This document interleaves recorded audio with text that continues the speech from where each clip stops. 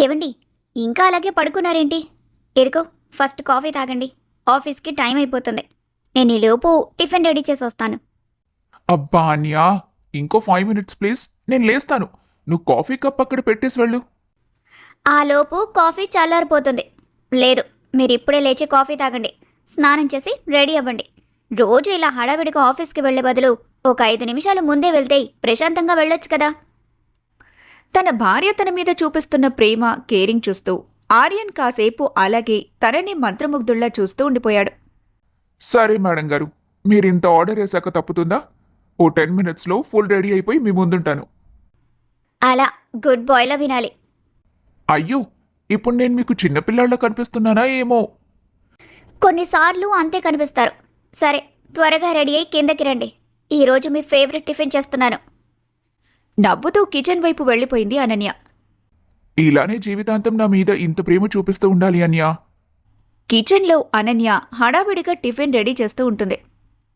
ఏంటి, ఇంకా tiffin ready అవ్వలేదా? అంది వనజాక్షి. ఇంకో 5 నిమిషాల్లో అయిపోతుందత్తయ్య. అడిగినప్పుడల్లా 5 నిమిషాలే అంటావు. ఏంటో ఈ కొంపలో ఏ పని టైంకి జరిగి చావదు. ఆయన మనుషులు కరెక్ట్గా ఉంటే కదా అన్నీ కరెక్ట్గా జరిగేది. నా కర్మ కొద్దీ ఇలాంటి మనుషులు నాకు దొరికారు.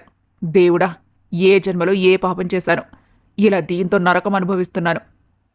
ఆ మాటలు విన్న వెంటనే అనన్య చేతులు మాత్రం పనిచేస్తూనే ఉన్నా మనసు మాత్రం ఒక్కసారిగా మౌనంగా మారిపోయింది. తను ఎంత ప్రయత్నించినా, ఎంత జాగ్రత్తగా చూసుకున్నా అత్తయ్య మాత్రం ఎప్పుడూ తనలో తప్పులే వెతుకుతుండటం అనన్యకు లోపల చాలా బాధ కలిగించేది. పెద్దావిడ ఈ వయసులో ఇంకెలా ఉంటారు పాపం. నేనే కాస్త అర్థం చేసుకోవాలి. ఆర్యన్ ఫ్రెష్ అయి కిందికొచ్చేసరికి అనన్య అప్పటికే టిఫిన్ ప్లేట్ రెడీ చేసి డైనింగ్ టేబుల్ మీద పెట్టింది. ఇదిగో, వేడిగా ఉన్నప్పుడే తినండి. వావన్యా, ఇది చాలా బాగుంది. టేస్ట్ అదిరిపోయింది. Thank you. ఏరా, ఆఫీస్కి టైం అవుతుంది. ఇంకా అలా మూసి నవ్వులు నవ్వుకుంటూ కూర్చుంటావా? త్వరగా తినేసి వెళ్ళు. టైం అవుతుందమ్మా, వెళ్తున్నాను. బాయ్ అన్యా. బాయ్. ఆఫీస్కి వెళ్లేవాడితో ఏంటా ఈకైకలు పకపకలు వెకిలి నవ్వులు? పక్కన నేనొక పెద్దదాన్ని కూర్చున్నానన్న ధ్యాస కూడా లేదా నీకు? ఎప్పుడు మొగుడిని కొంగుకు చుట్టుకొని తిరుగుతుంటావు అత్తయ్య, అలాంటిదేం లేదు. నేను అని చెప్పబోయింది అనన్య. కాని వనజాక్షి తన మాట మధ్యలోనే ఆపేస్తూ, సరే సరే, ఇప్పుడు అవన్నీ నాకు చెప్పక్కర్లేదు. మధ్యాహ్నానికి నాకు కాస్త రుచిగా భోజనం తయారు చెయ్యి. రోజు ఈ చప్పుడి తిండి, ఈ చెత్త వంట తినలేక చచ్చిపోతున్నా.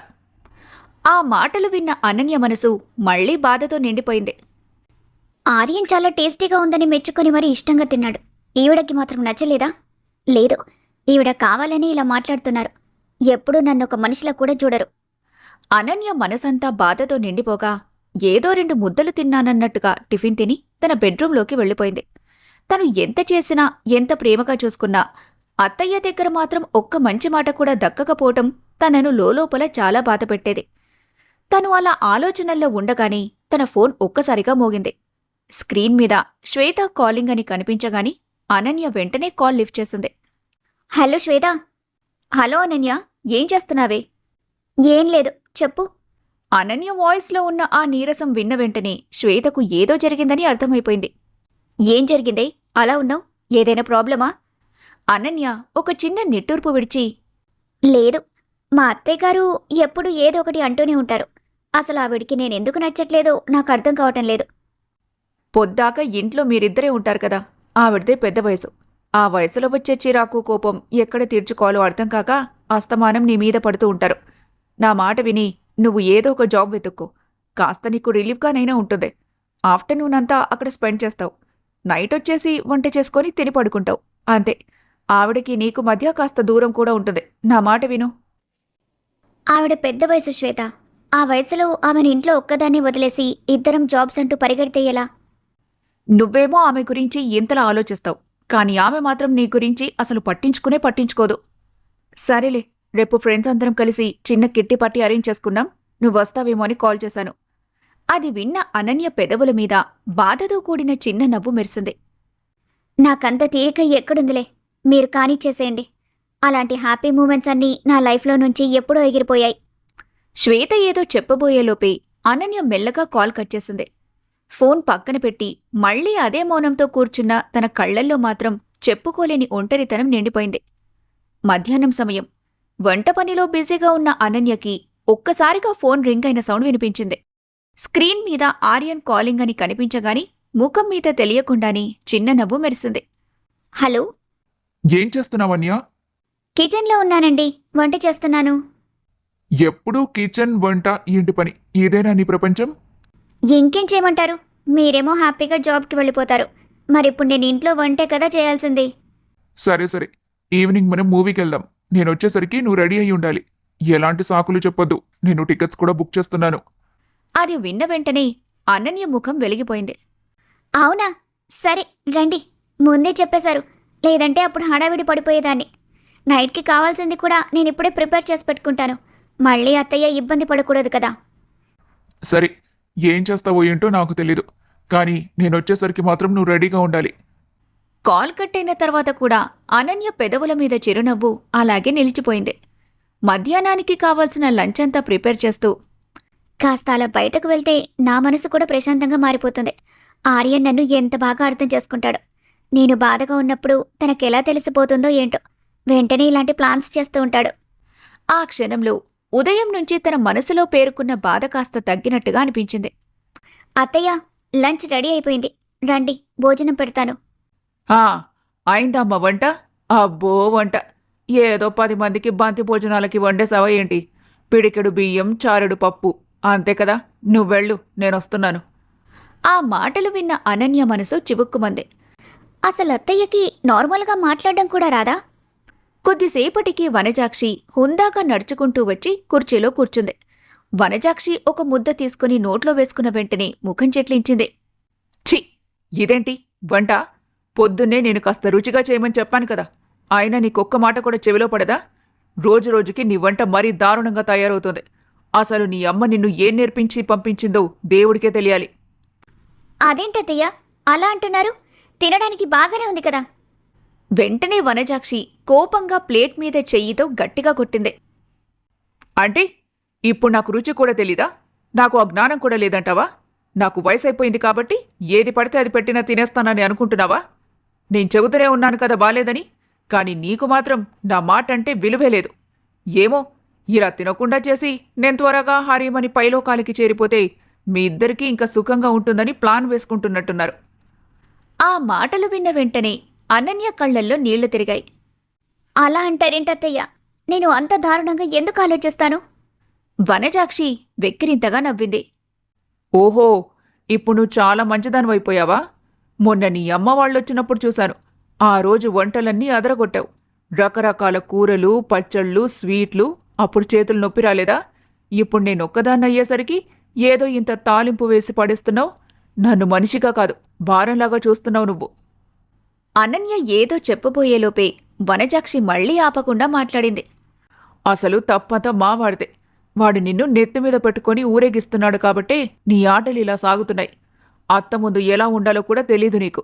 మొగుడు ముందు మాత్రం పకపకా నవ్వులు, నా ముందు మాత్రం ఈ అమాయకపు నటనలు. చూస్తుంటేనే విసుగొస్తోంది. అనన్య చేతులు వణికిపోయాయి. కాని వనజాక్షి అక్కడితో ఆగలేదు. ప్లేట్ని ఒక్కసారిగా పక్కకి తోసేస్తూ, ఈ తిండి కుక్కలు కూడా తినవు. అసలు దీన్ని వంటంటారా? నా కర్మ కొద్దీ నీ చేతి వంట తినాల్సొస్తోంది. అసహ్యంగా చెప్పి కోపంగా లేచి వెళ్లిపోతున్న వనజాక్షి వైపు అలాగే నిశ్చేష్టురాలిలా నిలబడిపోయి చూస్తున్న అనన్య కళ్లల్లో నుంచి కన్నీళ్లు చెంపల మీదుగా జారిపడ్డాయి. తను చేసిన వంటను అవమానించిన దానికంటే తన మనసును అర్థం చేసుకోకుండా ప్రతి మాటతో గాయపరుస్తున్నందుకే తన గుండె ఎక్కువగా విలవిల్లాడిపోయింది. అనన్య కూడా మధ్యాహ్నం నుంచి ఏమీ తినకుండా అలాగే మౌనంగా బెడ్రూంలోకి వెళ్ళిపోయింది. సాయంత్రం సమయం. టింగ్ టాంగ్ అంటూ కాలింగ్ బెల్ మోగింది. అనన్య భారంగా లేచి వెళ్లి డోర్ ఓపెన్ చేసింది. ఎదురుగా ముఖం నిండా హుషారు, కళ్లల్లో ఆనందం, చేతిలో బైక్ కేస్ తిప్పుకుంటూ నిలబడి ఉన్న ఆర్యన్ కనిపించాడు. కాని అనన్యని చూసిన వెంటనే అతని ముఖంలోని నవ్వు కాస్త మాయమైంది. ఏంటి అన్యా ఇది? రెడీ అవ్వమని చెప్పాను కదా, నువ్వేంటి ఇంకా ఇలానే ఉన్నావు? లేదండి, నాకు కాస్త హెడ్ఏక్గా ఉంది. ఇంకో రోజు మన ప్లాన్ పెట్టుకుందాంలేండి. నీకేమైనా పిచ్చా? హెడ్డెక్గా ఉంటే పద, నేనే అమృతాంజన్ పెట్టి మసాజ్ చేస్తాను. కాస్త బయట చల్లకలికి వెళ్తే నీకు రిలీఫ్గా ఉంటుంది. మనమిద్దరం కలిసి టైం స్పెండ్ చేసినట్టు ఉంటుంది. నేనెంతో హ్యాపీగా టికెట్స్ బుక్ చేస్తే నువ్విప్పుడు ఇలా మాట్లాడుతున్నావేంటి? ఇలాంటి సాకులు నా దగ్గర కుదరవని ముందే చెప్పాను. ఇమీడియట్గా రెడీ అవ్వు. అనన్య కళ్ళల్లో మళ్ళీ నీళ్లు తిరిగాయి. లేదండి, నాకు కాస్త నీరసంగా ఉంది. మనసు కూడా ఏం బాగోలేదు. ప్లీజ్ అర్థం చేసుకుని వదిలేయండి. ఆ మాటలు విన్న వెంటనే ఆర్యన్ ముఖం ఒక్కసారిగా మారిపోయింది. అసలేం జరిగిందనియా? నేనెంతో హ్యాపీ మూమెంట్స్ క్రియేట్ చేయాలని అనుకుంటాను. కానీ నువ్వు మాత్రం ఎప్పుడూ వాటన్నింటినీ స్పాయిల్ చేస్తూ ఉంటావు. నీతో కలిసి బయటికి వెళ్ళాలి, కాస్త టైం స్పెండ్ చేయాలి అని నేను ప్లాన్ చేసుకున్న ప్రతిసారి ఇలాగే మొత్తం మూడ్ నాశనం చేసి పడేస్తావు. నీ వల్ల ఒక్కోసారి నేనెన్ని మిస్ అవుతున్నానో తెలుసా? నన్ను కూడా కాస్త అర్థం చేసుకో. నీకు ఎలా చెప్పాలో కూడా నాకు అర్థం కావటం లేదు. మొత్తం మూడ్ ఆఫ్ చేసి పడేశావు. అలా చెప్పేసి విసుగ్గా హాల్లోకి వెళ్లి రిమోట్ తీసుకుని టీవీ ఆన్ చేసి సోఫాలో కూర్చున్నాడు. కాని తన ముఖంలో మాత్రం స్పష్టమైన అసహనం కనిపిస్తూ ఉంది. ఇక బెడ్రూంలో నిలబడి ఉన్న అనన్య మాత్రం భర్త తన మీద అలా అరవటం, బాధపడుతూ మాట్లాడటం అదంతా తట్టుకోలేకపోయింది. ఇప్పటికే అత్తయ్య మాటలతో గాయపడిన ఆమె మనసు ఇప్పుడు ఆర్యన్ మాటలతో ఇంకాస్త విరిగిపోయింది. తనకు తెలియకుండానే కళ్లల్లో నుంచి కన్నీళ్లు ఆగకుండా కారిపోయాయి. కొడుకు కోడలు మధ్య జరుగుతున్న గొడవను చూసి వనజాక్షి తెగ మురిసిపోయింది. ఇక తన ఆస్కార్ లెవెల్ నటనను బయటకు తీస్తూ హాల్లోకొచ్చింది. ఏంట్రా ఆర్యన్, అలా నీరసంగా కూర్చున్నావేంటి? కనీసం డ్రెస్ కూడా చేంజ్ చేసుకోలేదు. ఇంతకీ కాఫీ తాగావా లేదా? లేదమ్మా, తాగలేదు. కాస్త తలనొప్పిగా ఉంది. అనుకున్నాను. ఇంట్లో ఏదీ సక్రమంగా జరగదని నాకు తెలుసు కదరా. ఇంటి కలిసిపోయి వచ్చిన వాడికి కాఫీ ఇచ్చేది కూడా లేదా? పొద్దంతా వాడు ఆఫీస్కి వెళ్ళి గొడ్డు చాకరీ చేసి వస్తుంటాడు. రాగానే భర్తకి కాఫీ ఇవ్వాలని కూడా తెలీదా నీ భార్యకి? ఏంటో ఈ కాలం ఆడవాళ్ళు, మొగుడు ఇంటికొచ్చాక ఎలా చూసుకోవాలో కూడా తెలీదు. ఆ మాటలు బెడ్రూం దగ్గర నిలబడి ఉన్న అనన్య చెవుల్లో పడ్డాయి. ఇప్పటికే మనసు నిండా బాధతో ఉన్న తను మళ్లీ ఆ మాటలు విని ఇంకాస్త కుంగిపోయింది. వెంటనే కళ్లలోని నీళ్లు తుడుచుకుని కిచెన్లోకి వెళ్లి కాఫీ చేసి కొద్దిసేపటికి కాఫీ కప్పు తీసుకుని నెమ్మదిగా హాల్లోకొచ్చింది. వనజాక్షి వెంటనే కప్పు తీసుకుని ఆర్యన్ చేతిలో పెడుతూ, ఇదిగో నాన్న, ఎంత అలసిపోయావో ఏంటో. ముందు కాఫీ తాగు. అమృతాంజన్ పెట్టమంటావా? బాగా తలనొప్పిగా ఉందా? పర్వాలేదమ్మా, నేను చూసుకుంటాను. ఆ తర్వాత నిశ్శబ్దంగా కాఫీ తాగేసి ఎవ్వరితోనూ మాట్లాడకుండా బయటికి వెళ్ళిపోయాడు. తను అలా వెళ్ళిపోవటం చూసిన అనన్య గుండె మాత్రం మరింత భారంగా మారిపోయింది. రాత్రి డిన్నర్ అయిన తర్వాత ఆర్యన్ సైలెంట్గా బెడ్రూంలోకి వెళ్లి మంచం మీద పడుకున్నాడు. అనన్య కూడా అన్ని పనులు కంప్లీట్ చేసుకుని నెమ్మదిగా గదిలోకొచ్చింది. గదిలో భారమైన నిశ్శబ్దం అలుముకుంది. ఆర్యన్ తన వైపు తిరిగి పడుకొని ఉండగా అనన్య మెల్లగా వచ్చి బెడ్ మీద కూర్చుంది. ఎలాగైనా ధైర్యం చేసి మాట్లాడాలి అనుకుంది. సారీ. ఆర్యన్ మాత్రం తన మాట పూర్తయ్యేలోపే ముఖం విసుగ్గా పక్కకు తిప్పుకొని ఏమీ మాట్లాడకుండా అలాగే పడుకున్నాడు. అతని ఆ మౌనం అనన్య గుండెను ఇంకా ఎక్కువగా నొప్పించింది. తను కోపంగా మాట్లాడినా అరిచినా బహుశా ఇంత బాధగా అనిపించేది కాదు. కాని ఇలా పూర్తిగా పట్టించుకోకుండా ఉండిపోవడం మాత్రం ఆమెను లోపల చాలా కుంగదీసింది. అనన్య కళ్ళల్లో మళ్లీ నీళ్లు తిరిగాయి. నేను కావాలని అలా చేయలేదు. నిజంగానే మనసు బాగోలేక. ఆర్యన్ మాత్రం తన మాటలకు కూడా స్పందించకుండా అలాగే మౌనంగా పడుకున్నాడు. అనన్యకి ఇక ఇంకా ఎక్కువగా దుఃఖం పొంగుకొచ్చింది. మెల్లగా కన్నీళ్లు తుడుచుకొని మరోవైపు తిరిగి పడుకున్న అనన్యకి ఆ రాత్రి కలత నిద్రగానే గడిచిపోయింది. తెల్లవారుజామునే లేచిన అనన్య ఎప్పటిలాగే నిశ్శబ్దంగా కిచెన్లోకి వెళ్లి టిఫిన్ పనులు మొదలుపెట్టింది. తన మనసు మాత్రం అస్సలు బాగోలేదు. ఎలాగైనా ఆర్యన్తో మాట్లాడాలి అనుకుని బెడ్రూంలోకి వెళ్తుంది. Good morning. టిఫిన్ ఏం చేయమంటారు? ఏదో ఒకటి తగలెట్టు. ఇంట్లో నేను చెప్పింది ఏమైనా కరెక్ట్గా జరుగుతుందా ఏంటి? అలా చెప్పేసి కోపంగా వాష్రూంలోకి వెళ్ళిపోయాడు. ఆ మాటలు విన్న వెంటనే అనన్య మనసు మళ్లీ బాధతో నిండిపోయింది. ఇప్పుడు కోపంలో ఉన్నారు. ఏది మాట్లాడినా ఇలాగే చిరాకు పడతారు. ఏదైనా ఈవినింగే మాట్లాడతాను. ఇక వనజాక్షి మాత్రం కొడుకు కోడల మధ్య మాటలు లేకపోవడం గమనించి లోలోపల చాలా సంతోషపడిపోయింది. వనజాక్షి నెమ్మదిగా డైనింగ్ టేబుల్ దగ్గరకొచ్చి కూర్చుంది. ఏమమ్మా, టిఫిన్ రెడీ అయిందా? అనన్య మాత్రం సైలెంట్గా ప్లేట్ తీసుకొనొచ్చి ఆమె ముందు పెట్టింది. వనజాక్షి ఒక ముద్ద తిని చూసింది. పర్వాలేదు, ఈరోజు టిఫిన్ టేస్టీగా ఉంది. రోజు ఏ మైండ్ సెట్తో చేస్తావో ఏమో, కానీ ఇవాళ మాత్రం బానే చేశావు. ఆ మాటలు విన్న అనన్యకి ఒక్కసారిగా ఆశ్చర్యంగా అనిపించింది. అసలే నాకు ఆర్యన్కి మధ్య మాటలు లేకపోవడం ఈవిడకి బాగా నచ్చినట్టుంది. మా ఇద్దరి మధ్య గొడవని బాగా ఎంజాయ్ చేస్తున్నారు. ఆ ఆలోచనతో కోపం పెరిగిపోయిన అనన్య ఏమీ మాట్లాడకుండా అక్కడ్నుంచి వెళ్ళిపోయింది. ఆఫీస్లో లంచ్ టైం అవటంతో అందరూ తమ తమ లంచ్ బాక్సులు తీసుకుని క్యాంటీన్లో ఒకే చోట కూర్చున్నారు. ఎప్పుడూ జోక్స్ వేస్తూ నవ్వించే ఆర్యన్ ఈరోజు మాత్రం చాలా డల్గా కనిపించాడు. అతని ముఖంలో అసలు ఉత్సాహమే లేదు. అది గమనించిన అతని కొలీగ్ రాహుల్ వెంటనే భుజం మీద చెయ్యి వేస్తూ, ఏంట్రా మామా ముఖమంతా అలా డల్గా పెట్టావు? ఆఫీస్కొచ్చావా లేక ఫ్యూనరల్కొచ్చావా? అందరూ చిన్నగా నవ్వారు. ఆర్యన్ మాత్రం బలవంతంగా నవ్వే ప్రయత్నం చేస్తూ ఏం లేదురా, బానే ఉన్నారు. అని నీరసంగా అన్నాడు. అది విన్న మరో కొలీగ్ వినయ్ వెంటనే, అయ్యా, ఇలా మాట్లాడుతున్నావంటే ఖచ్చితంగా ఇంట్లో ఏదో జరిగింది. ఏంట్రా, మా సిస్టర్తో ఏదైనా గొడవ పడ్డావా ఏంటి? అని అనటంతో ఆర్యన్ వెంటనే, చచా, అలాంటిదేం లేదురా, జస్ట్ వర్క్ ప్రెషర్ అంతే. ఇంతలో పక్కనే కూర్చున్న కార్తిక్ ఫోన్ రింగ్ అయింది. స్క్రీన్ చూసిన వెంటనే అతని ముఖం వెలిగిపోయింది. హలో డియర్, చెప్పు. అవతలి నుంచి అతని భార్య ఏదో చెప్పగా అతను నవ్వుకుంటూ, అయ్యో బాబోయ్, మర్చిపోలేదమ్మా. ఈవినింగ్ షార్ప్ 5 o'clockకి వచ్చేస్తాను, నువ్వు రెడీగా ఉండు. నీకు మాట ఇచ్చిన తర్వాత రాకుండా ఉంటానా? ఖచ్చితంగా బయటికి తీసుకెళ్తాను.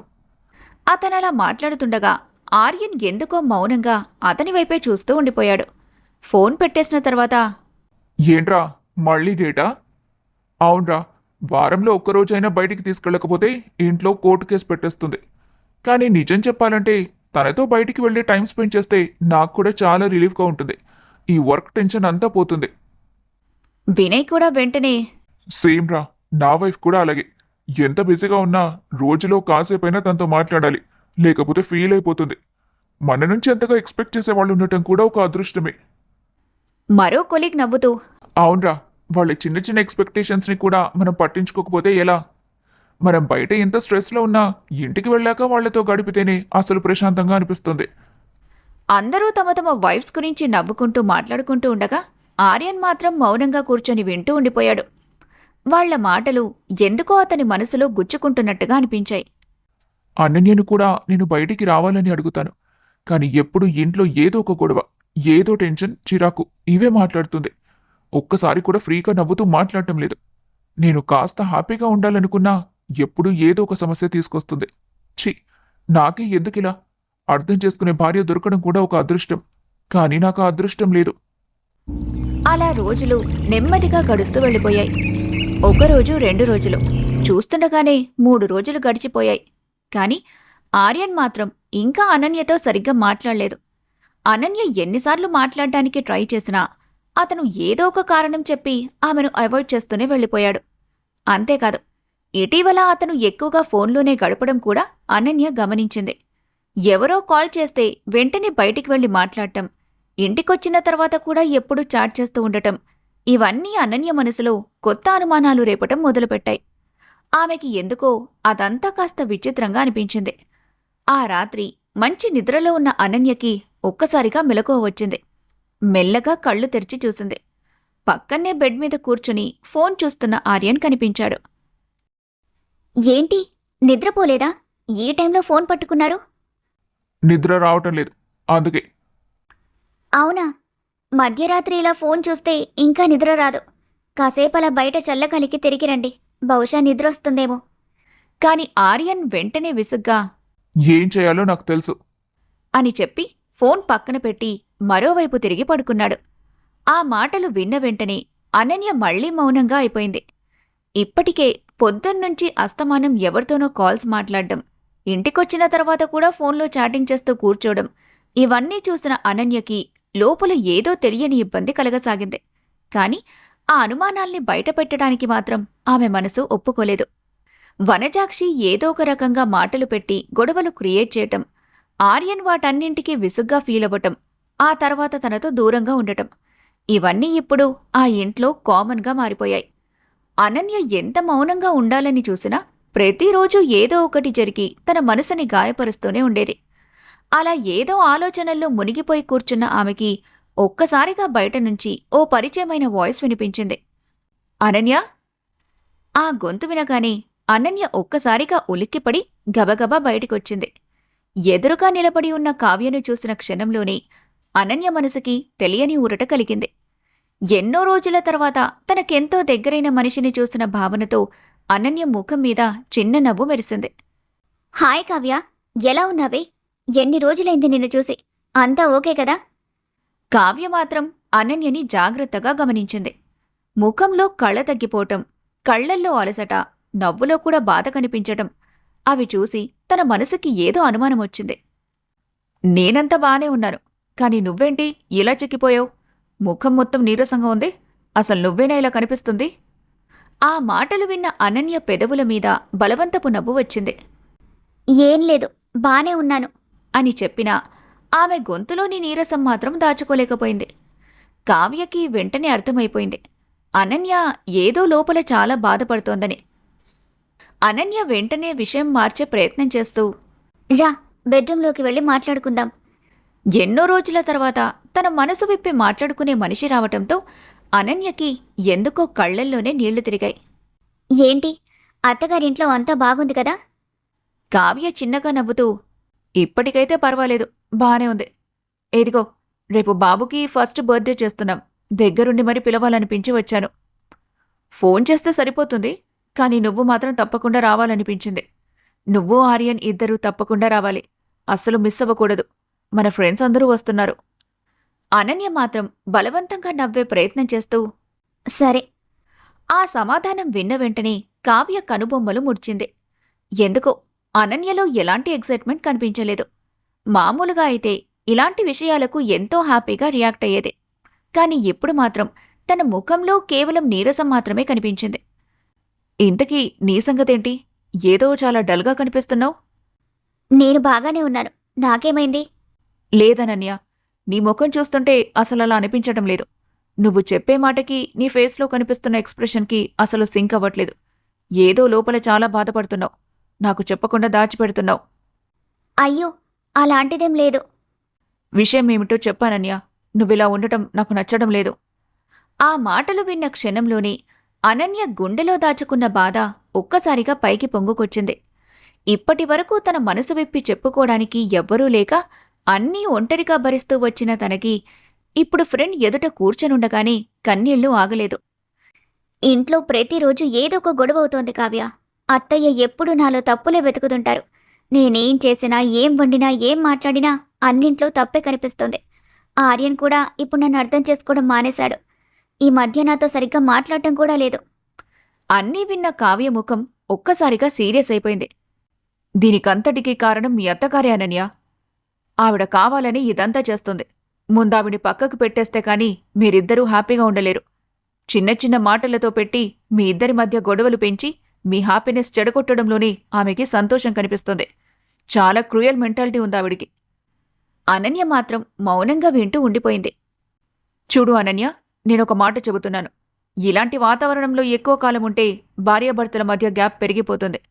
మగవాళ్లు కూడా వాళ్ళకి కాస్త అటెన్షన్, ప్రశాంతత, అర్థం చేసుకునే మనుషులు ఎక్కడ దొరికితే అక్కడికి అట్రాక్ట్ అవ్వటం మొదలు పెడతారు. చివరికి నష్టపోయేది మాత్రం నువ్వే అవుతావు. అందుకే వీలైనంత త్వరగా మీ అత్తగారికి కాస్త దూరంగా ఉండేలా ఆలోచించండి. లేకపోతే అనవసరంగా మంచి కాపురం కూడా పాడైపోతుంది. ఆ మాటలు విన్న అనన్య ఒక్కసారిగా ఆలోచనల్లో పడిపోయింది. ఇప్పటివరకు తను ఎప్పుడూ ఆ కోణంలో ఆలోచించలేదు. కాని కావ్య చెప్పిన మాటలు మాత్రం తన మనసులో బలంగా మిగిలిపోయాయి. ఈవినింగ్ అనన్య గార్డెన్లో చెట్లకు వాటర్ పోస్తూ ఉంది. కాని తన మనసు మాత్రం ఎక్కడో ఆలోచనల్లో మునిగిపోయి ఉంది. ఇంతలో బయట నుంచి బైక్ సౌండ్ వినిపించింది. ఆ సౌండ్ వినగానే ఆమె గబుక్కున వెనక్కి తిరిగి చూసింది. ఆర్యన్ ఆఫీస్ నుంచి రావటంతో అనన్య ముఖం మీద చిన్న వెలుగు మెరిసింది. కాని ఆర్యన్ మాత్రం తనక్కడున్నది గమనించకుండా ఫోన్లో మాట్లాడుతూనే లోపలికొచ్చాడు. సరే సరే, నేను ఇంటికొచ్చేసాను. రేపు ఆఫీస్కి వచ్చాక కాల్ చేస్తాను. బాయ్. ఆ మాటలు అనన్య చెవిలో స్పష్టంగా పడ్డాయి. అది విన్న వెంటనే తన మనసులో ఒక్కసారిగా ఏదో తెలియని అనుమానం మొదలైంది. ఇంటికి రాగానే అంత త్వరగా కాల్ కట్ చేయాల్సిన అవసరం ఏమొచ్చింది? ఎవరితో మాట్లాడుతున్నారు? ఇప్పటికే కొన్ని రోజులుగా ఆర్యన్ బిహేవియర్లో వచ్చిన మార్పులు, ఎప్పుడూ ఫోన్లోనే ఉండటం, బయటికి వెళ్లి మాట్లాడటం ఇవన్నీ గుర్తొచ్చి అనన్య మనసు మరింత కలవరపడిపోయింది. హాల్లోకి వెళ్లి సోఫాలో కూర్చున్న ఆర్యన్ కొద్దిసేపటికి గట్టిగా, అమ్మా, కాఫీ తీసుకురా. బెడ్రూంలో ఉన్న వనజాక్షి ఆ మాటలు విని విసుగ్గా ముఖం పెట్టుకుంది. వీళ్ళ గొడవేంటో కాని చీటికి మాటికి వీడు నాకు పనులు చెప్తున్నాడు. అని అనుకుంది వనజాక్షి. కాని బయటికి మాత్రం ఏం మాట్లాడలేదు. గార్డెన్లో ఆలోచనల్లో మునిగిపోయిన అనన్యకు ఇంతలో మళ్ళీ ఆర్యన్ గొంతు గట్టిగా వినిపించింది. కాఫీ. అది విన్న వెంటనే అనన్య ఉలిక్కిపడింది. చేతిలో ఉన్న వాటర్ పైప్ని అక్కడే పడేసి గబగబా కిచెన్లోకి పరిగెత్తింది. కొద్ది క్షణాల్లోనే కాఫీ చేసి త్వరగా హాల్లోకి తీసుకొచ్చింది. ఇదిగో. ఆర్యన్ మాత్రం తన ముఖం వైపు కూడా చూడకుండా సైలెంట్గా కాఫీ కప్ తీసుకుని అక్కడ ఒక్క క్షణం కూడా ఆగకుండా నేరుగా గార్డెన్ వైపు వెళ్ళిపోయాడు. తను అలా దూరంగా వెళ్ళిపోవడం చూసిన అనన్య మనసులో ఆ తెలియని అనుమానం ఇంకాస్త పెరిగిపోయింది.